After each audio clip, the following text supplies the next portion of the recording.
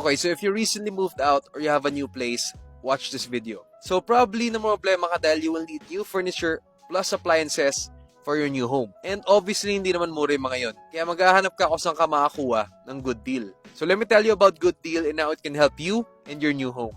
So just look for something that you need to be financed.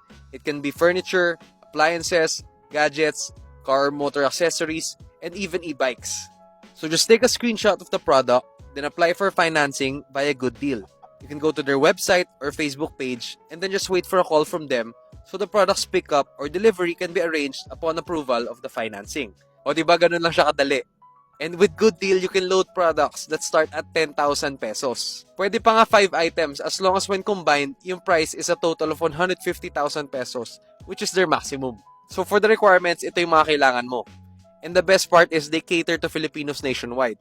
And even for OFWs who have families here in the country. So ano pa hinihintay mo? Make your new place, your new home with Good Deal.